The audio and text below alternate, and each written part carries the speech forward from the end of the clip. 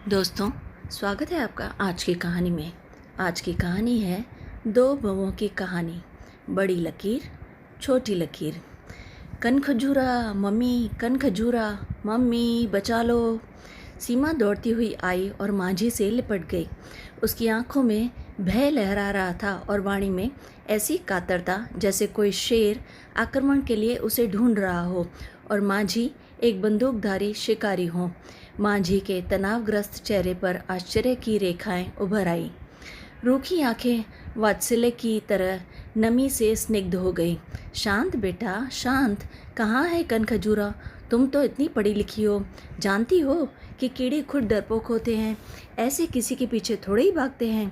तुम तो ऐसे दौड़ रही हो जैसे कोई हिंसक जानवर तुम्हारे पीछे पड़ा हो। ओह! सीमा ने सकुचाकर अपने पांव बिस्तर से नीचे लटका लिए।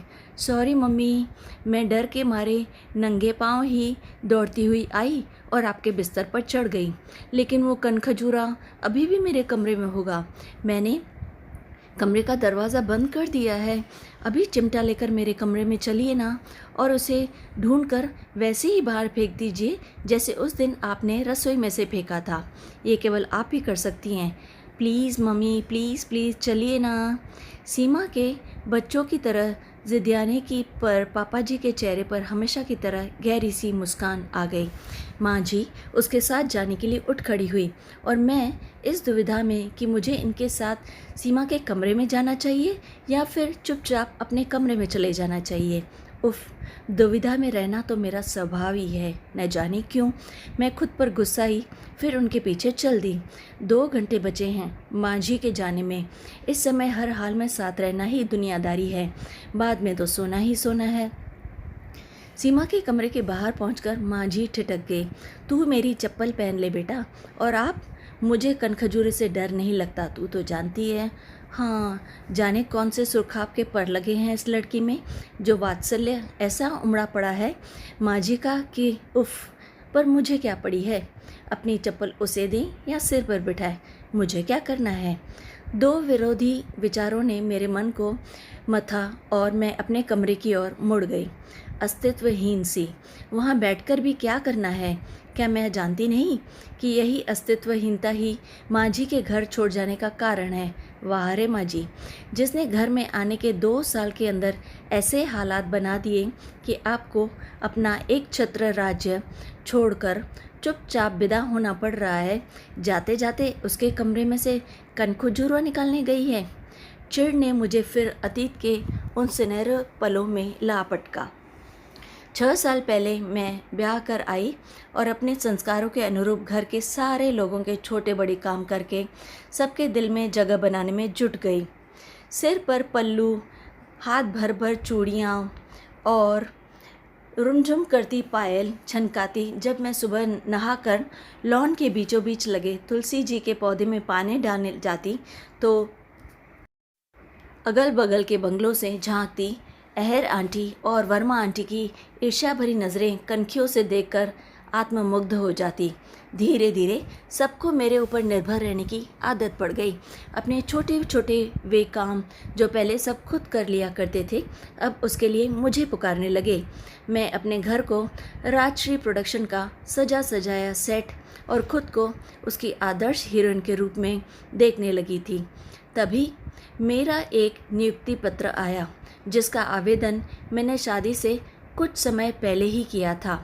उसे देखते ही पहले तो मैं खुशी से उछल पड़ी, पर दूसरे ही क्षण यथार्थ मेरे ऊपर आ गया और व्यवहारिकता ने जैसे मेरी पंख लगाकर उड़ने को तैयार खुशियों पर लगाम कस दी। तुम घर के काम की चिंता ना करो, तुम्हारे आने के पहले भी तो होता ही था, वैसे ही फिर चलने लगेगा।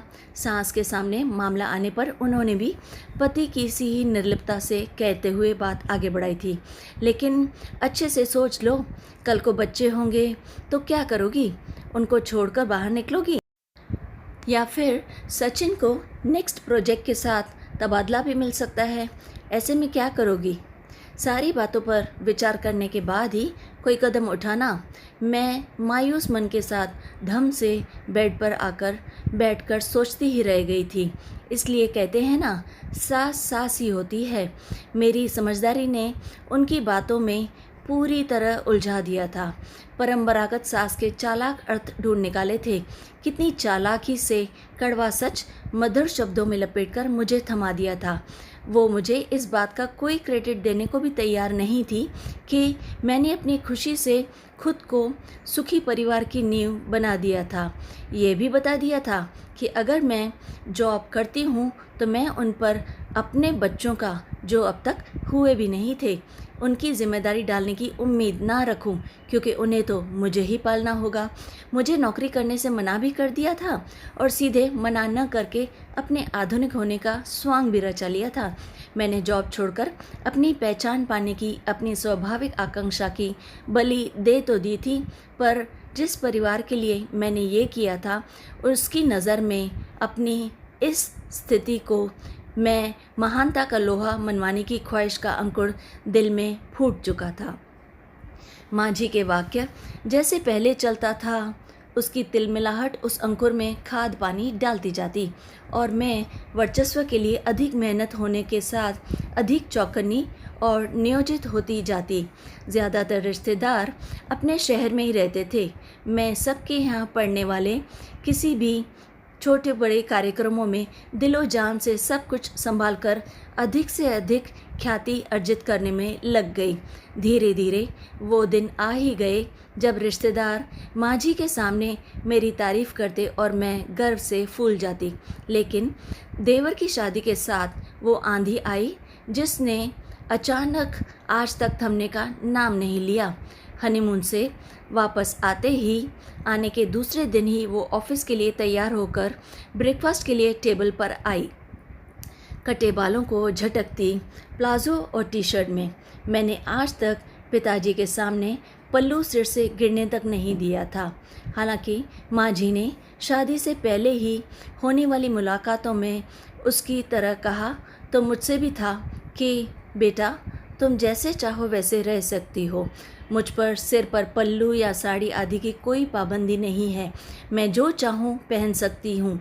मगर बातों बातों में यह भी बता दिया था कि उन्हें अच्छा तो भारतीय गरिमा की प्रतिमूर्ति यानी बहू का सिर पर पल्लू ढके साड़ी वाला रूप ही लगता है।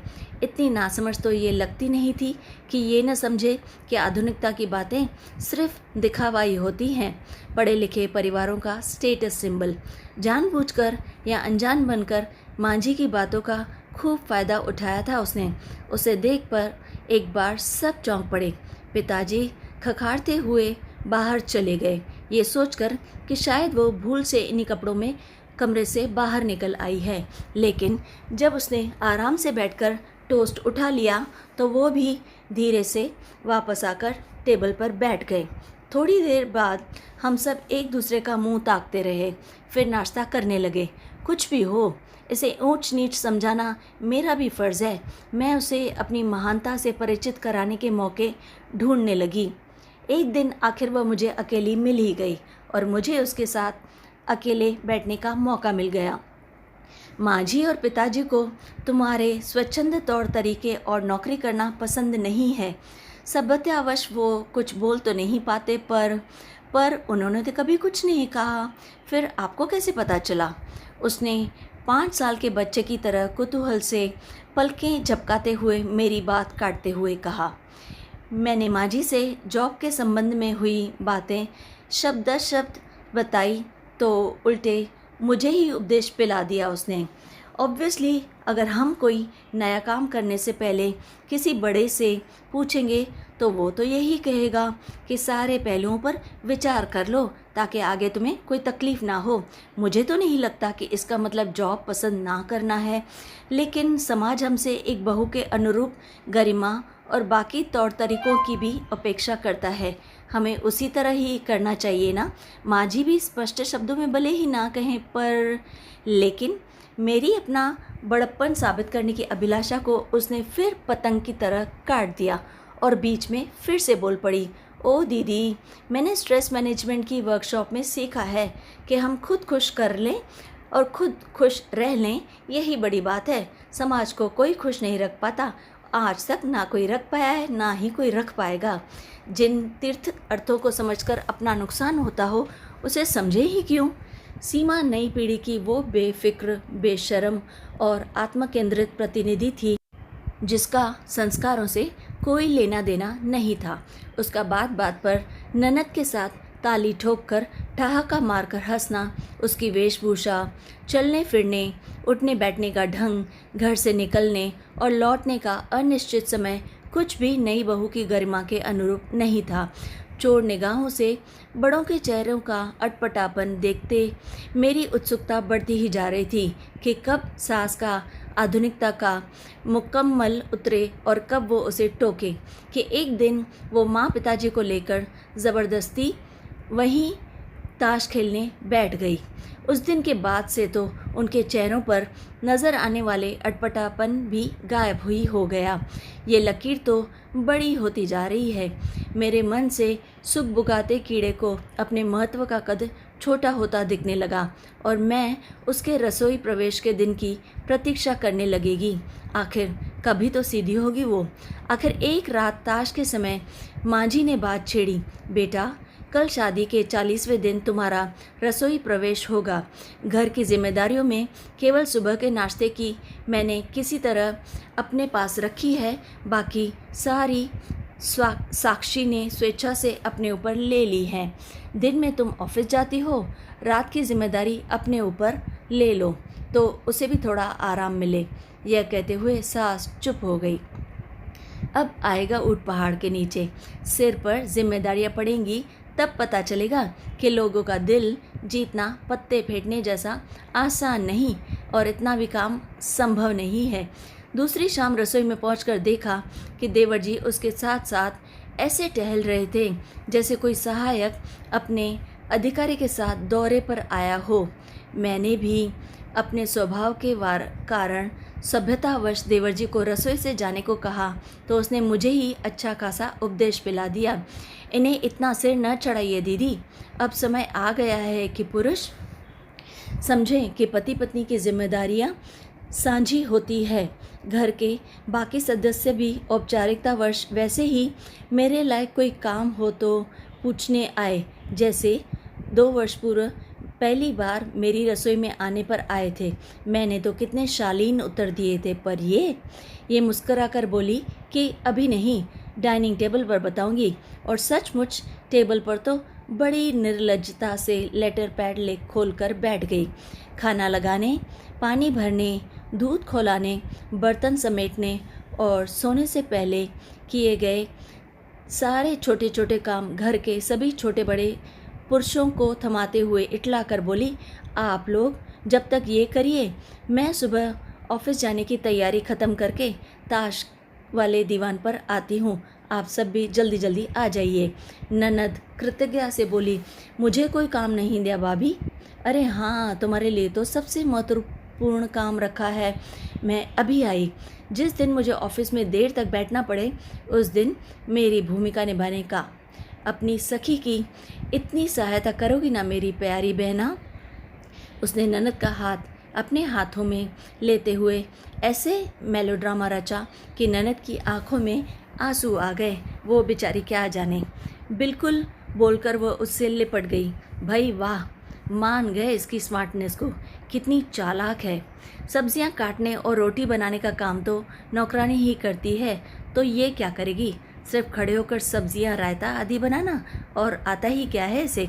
सारा दिन घर में रगड़ते रहने की ऊब तो इन्हीं छोटे बड़े नज़र न आने वाले कामों से आती है, जिनमें समय जाता है और हमें पता भी नहीं चलता और एक बंधन बना रहता है।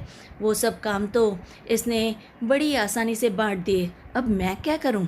इसकी तरह निर्लज्ज होकर घर के पुरुषों को ये सब काम करते देखूं या फिर पहले की तरह सब कुछ अपने ऊपर ओढ़ लूं। तभी बुआ जी की इकलौती बेटी की शादी तय हुई।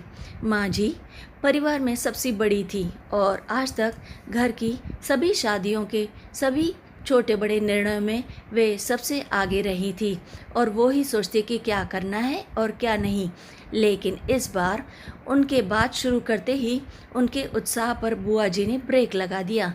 सीमा बेटा यहाँ हो, मैंने सुना है कि आजकल नेट पर हर बात के लेटेस्ट आइडियाज़ मिल जाते हैं, तुम क्या इस बारे में हमारी मदद करोगी? फिर क्या था, सीमा ने फटाफट नेट टीवी से कनेक्ट किया और दुल्हन के गहनों और कपड़ों के लेकर शादी के हर पहलू पर जो सचित्र विवरण दिखाते हुए ज्ञान बाँटना शुरू किया कि एक ही दिन में वो माँ जी के स्थान पर आ बिराजी। हमारे घर लौटते समय जो वाक्य अन्य शादियों में माँ जी के लिए बोला जाता था, वो अब की बार सीमा के लिए बोला जा रहा था। शादी तक अगर सीमा यहाँ के लिए रोज़ आ जाए तो हमारा काम थोड़ा सा समय निकाल ले तो बिल्कुल आसान हो जाएगा। बिल्कुल बिल्कुल, आपकी भी तो बहू है। कहते हुए माँ जी के चेहरे पर जो खलिश और वाणी में जो अवसाद था, उसे मेरे सिवा कोई समझ नहीं सकता था। शादी निपटने तक अस्तित्वहीनता की ये कचोट माँ जी के चेहरे पर स्थायी रूप से घर बना चुकी थी और मुझे लग रहा था वो काफ़ी आहत हुई थी। तभी घर में रंगाई पुताई होना तय हुआ। उसमें शादी वाली की कहानी दोहराई गई जो माँ जी के जले पर नमक थी। पिताजी के आग्रह पर सीमा बैठ गई अपने लैपटॉप को टीवी से कनेक्ट करके। फिर तो घर के हर कोने के लेटेस्ट रिनोवेशन और डेकोर के जो धमाकेदार सुझावों का पुलिंदा खुला कि सब ने सीमा को इस जिम्मेदारी के लिए निर्विरोध अध्यक्ष निर्वाचित कर दिया। अब वही तय करने लगी क्या होगा क्या नहीं। सीढ़ियों के नीचे, तहखाने में और ऐसे ही न जाने कितनी जगहों के सार्थक इस्तेमाल के जो उदाहरण सामने आए, उनसे माँ जी को छोड़कर बाकी सब वो सारा कबाड़ घर से हटाने के लिए एकमत हो गए, जिन्हें आज तक माँ जी की ममता से ही घर में पनाह मिली हुई थी। वो कबाड़ी को देते हुए उन बेचारी की जो आंखों में आंसू थे, वो घर के बाकी सदस्यों को व्यर्थ का अतीत प्रेम लगा हो, पर केवल मैं उनमें उस कसक की इबारत पढ़ रही थी जो एक हारे हुए राजा के दिल में अपना साम्राज्य छिन जाने से लिखी जाती है। मैं सब कुछ समझ रही थी, लेकिन मैंने कहा किसी से नहीं। ननद अनुराधा की शादी में भी सर्वा सीमा ही रही और उसके बाद माँ जी ने पिताजी के साथ अपने गांव में अपनी छोटी सी कॉटेज में शिफ्ट होने का फैसला ले लिया।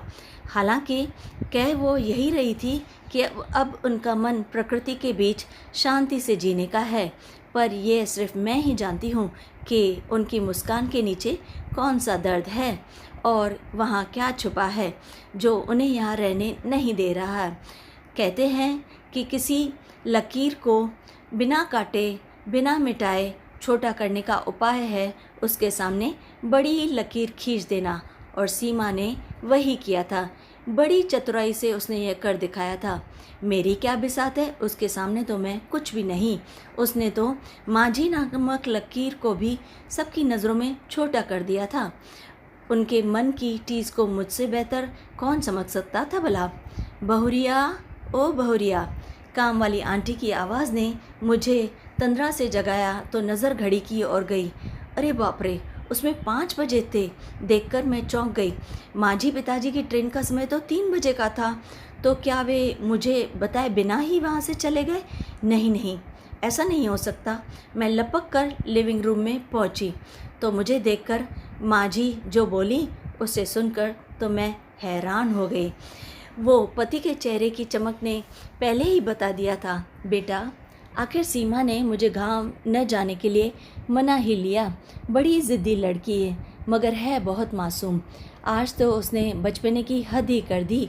मैं उसके कमरे में कन खजूर के पीछे भागती रही और वो मेरा आंचल पकड़े मेरे पीछे पीछे। आखिर कीड़ा तो एक बहाना था, वह तो चला गया, पर वो लगी मुझसे लिपट कर रोने की। अगर आप चली गई तो मेरा क्या होगा? तभी घंटी बजी।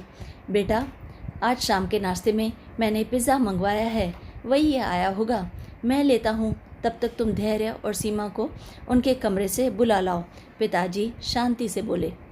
सीमा के कमरे में जाते हुए मेरे मन में तूफान चलने लगा था। ये लड़की तो कमाल है, अपने अलावा किसी के बारे में सोचती नहीं। इसे इस नए मेलोड्रामे की क्या ज़रूरत पड़ गई भला? इतनी तो सीधी नहीं लगती ये। तभी देवर जी की आवाज़ सुनकर मेरे कदम दरवाजे पर ही बंद से गए। यकीन नहीं होता कि जो हम सब मिलकर नहीं समझा पाए, वो आज तो उस कन खजूरे को सैल्यूट करने को जी चाहता है जिसने मम्मी पापा को गांव जाने से रोक लिया और हमसे जुदा होने से बचा लिया। ओके, ये लो, कर लो सैल्यूट, कहते हुए सीमा ने अपनी मुट्ठी खोल दी। देवर जी चौंक कर उछल पड़े। मेरी चीख निकलते निकलते बची। रोबोटिक्स इंजीनियर हूँ जनाब, कैसा लगा मेरा नया इन्वेंशन? खुशी से हक्का बक्का देवर जी के मुंह से मेरे ही प्रश्न की प्रतिध्वनि निकली। उन्होंने भी वही पूछा जो मैंने कहा। मगर ये आइडिया और इतना अभिनय, और वो भी इतना अच्छा, कहाँ से आया ये अच्छा आइडिया? धैर्य। बचपन में मैं, दादाजी और पापा शाम को टहलने निकलते थे। मैं भीड़ भरी सड़क पर चलते समय पापा का हाथ छुड़ाने के लिए बहुत मचलती। एक दिन दादाजी ने मेरा हाथ उनके हाथ से ले लिया और कहा कि बेटा, मैं बूढ़ा हो गया हूँ, मेरा हाथ ना छोड़ना, नहीं तो मैं खो जाऊँगा या फिर कहीं गिर जाऊँगा। उस दिन मैंने दादाजी का हाथ जो कसकर थामा तो कोई प्रलोभन उसे छुड़ा ना सका। मुझे लगा कि आज माँ जी को भी एक ऐसे ही हाथ की ज़रूरत है जो उनके अस्तित्व का, बड़प्पन का एहसास उन्हें वापस दे दे। और अभिनय की तो ज़रूरत ही कहाँ थी। ये डर जो हमारे अंदर रहता है, ये कहीं जाता ही नहीं। ये डर तो मन में ही था कि कहीं हम मम्मी पापा को खो न दें। उसका अंतिम वाक्य सुनकर मैं ठगी सी रह गई। माँ जी पिताजी के लिए ये प्यार तो आज तक मेरे मन में भी नहीं पनपा कि उनको खोने के डर से दुखी हों। खुद को माँ जी से छोटा साबित करके ये लकीर आज मेरी नज़रों में सबसे बड़ी हो गई थी। लेकिन मैं यही सोचती रह गई और मुझे चिढ़ महसूस नहीं हो रही थी। मैं उसके बड़प्पन का राज समझ गई थी। मैंने प्यार जताया था, उसने प्यार निभाया था। मैंने दिखाया था, उसने किया था। मैंने दिखावा किया, मुझे दिखावा मिला। उसने प्यार किया तो उसे प्यार मिला। खुद को महान साबित करने की होड़ में किए गए व्यर्थ के त्याग को किसी को बड़ा नहीं बनाते, उसे बड़ा बनाता है प्यार। और प्यार तो वो जंगली पौधा है जो सहजता की मिट्टी में ही अपने आप पनपता है। इसे तो केवल अपनेपन की गुनगुनी धूप और संवेदना की थोड़ी सी नमी चाहिए, बस, और कुछ नहीं। दोस्तों, कैसी लगी आपको आज की कहानी? अगर अच्छी लगे तो लाइक और शेयर ज़रूर कीजिए और चैनल को याद से सब्सक्राइब भी कीजिए। हम आपके कमेंट्स का हमेशा वेट करेंगे। तो फिर लाइक, शेयर, सब्सक्राइब।